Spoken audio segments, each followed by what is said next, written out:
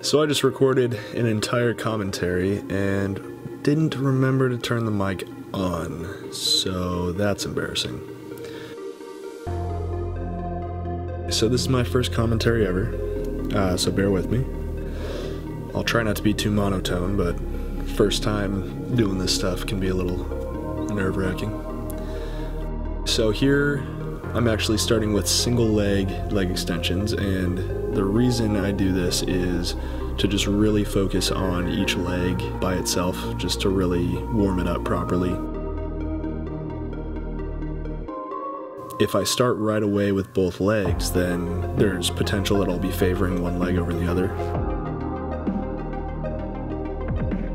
So I wanted to walk you guys through a leg workout, and the reason is because I feel like there's some stuff that I do that can seem a little strange, but trust me, it all has good reason.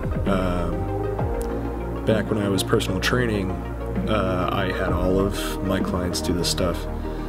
They're just little tweaks that really make you feel the movement better and really help you contract better.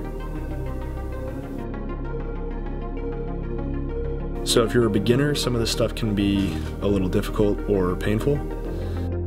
You really have to be aware of your joints and your ligaments, and you have to just be very aware of your body and know what it can handle. So just be very careful with that.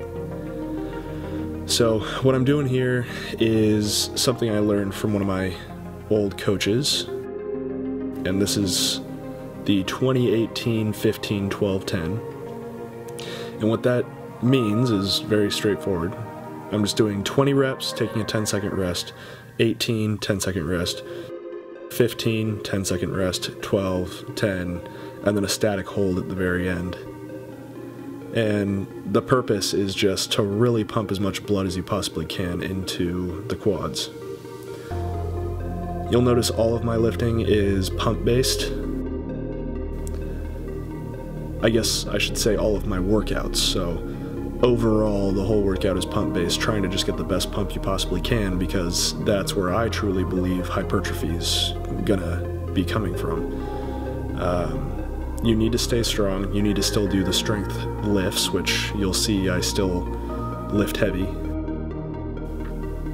But as far as growth goes, you really want to just pump as much blood into that muscle and help stretch the fascia and help it just really expand and grow.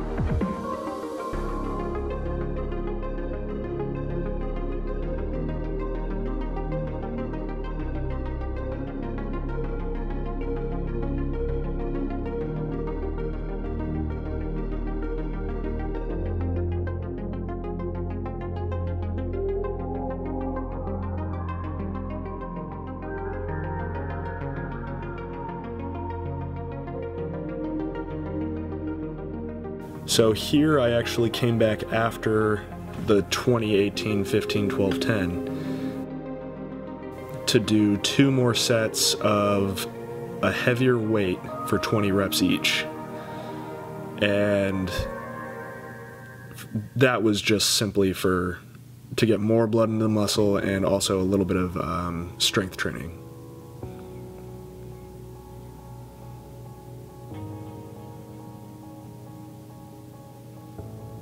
Those of you who have followed me for a while know that legs are by far my favorite. Leg training is my favorite.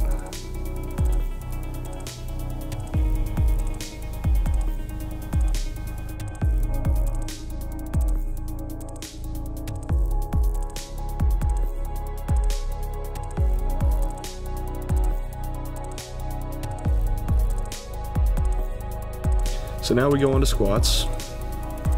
Before this, I did one more warm-up set with 135. Now I'm going to do another warm-up set with 225. At this point, my legs aren't fully warm, my knees aren't fully warm. I could feel the stiffness, I could feel all that stuff.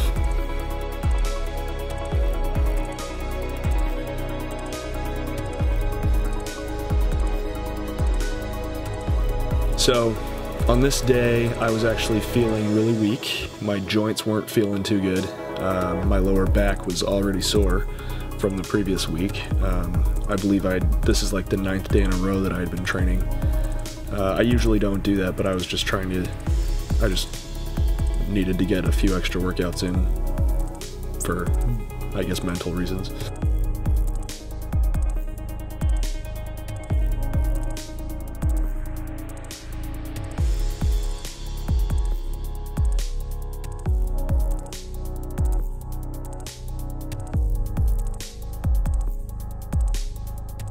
You got to strengthen that lower back, make sure that it's not pulling you forward too much.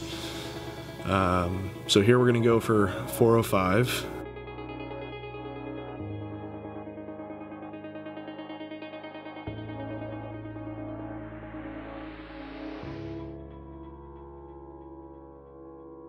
I remember just looking in the mirror and being like, well, should I be smart about this or should I try to keep going? So decided to be smart about it. Then after I usually finish the heavy sets, I drop the weight and start repping it out to just get, again, more blood into the muscle and solid contractions, and also just strengthen up my form, strengthen every muscle, every supporting muscle that I can. So on an average day, I'll go up to 5 plates usually on each side, and I usually get that for about 3 or 4 reps. But like I said, this day I was feeling really weak, but I'm not gonna hide that from you guys. I'm just gonna show you the whole workout anyways. You'll see me squat normally another day. Here may appear strange. I am using a super light weight for my straight leg deadlifts. My lower back was just killing me at this point, so I kept my belt on. I do really short movements on straight leg deadlifts sometimes, just to kind of work on stretching those hamstrings out. You can tell I'm really stiff here, so I hadn't properly warmed up my hamstrings up to this point yet. Keep in mind, I walk on the treadmill for 5 to 10 minutes before my workouts, then I do the leg extensions, and then I do all the squats. Like, you would think that they would be warm, but my hamstrings are a little difficult for me. So you can see that the weight is dropping lower and lower each time because my hamstrings are finally starting to warm up and stretch out a little bit. So then I know I'm ready for my other favorite movement, the V squat.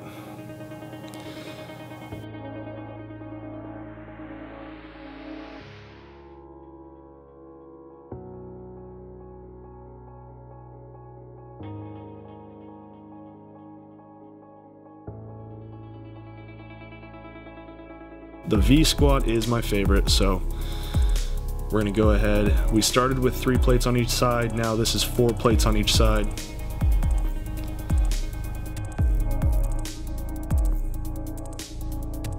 And the upcoming set will be 5 plates on each side. I look up at the ceiling when I'm doing these, it's probably just a mental thing, but keep my form strict. I realized when watching this video that I actually go really fast when squatting and V-squatting. So I'm gonna actually start slowing that down to get better time under tension.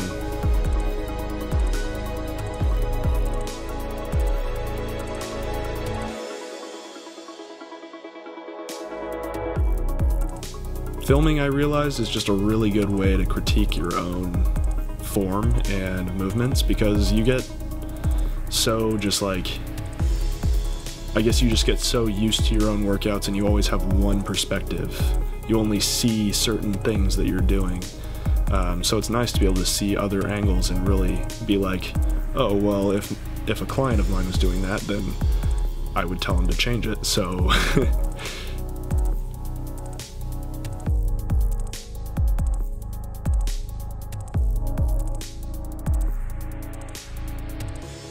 it's good to have a training partner, someone who can help you do that stuff and correct your form. So here we're just doing some prone hamstring curls, really trying to grow my hamstrings. They are definitely one of my most lacking body parts.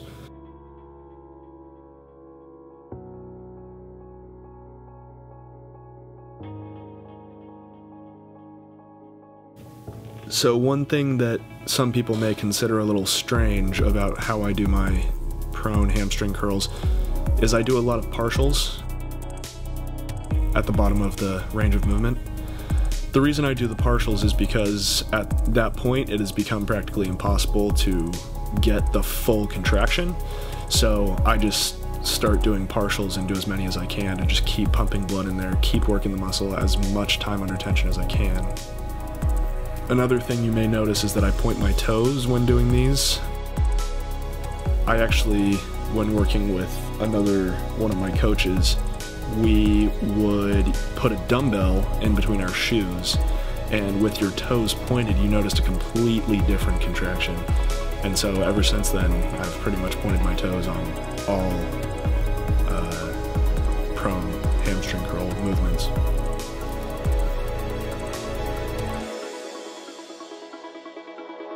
So we're going to finish off with lunges here, and I love lunges as a finisher. I'm just using a 50-pound barbell, nothing crazy.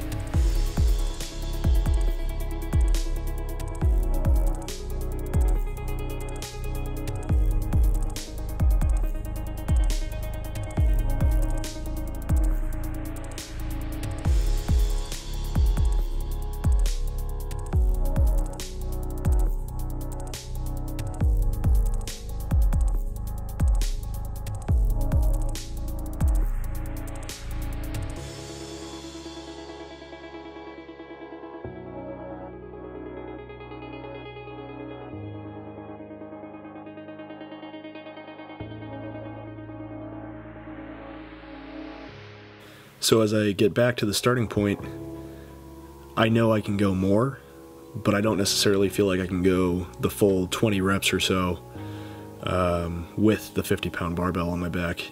So instead I just decide to do a drop set to body weight.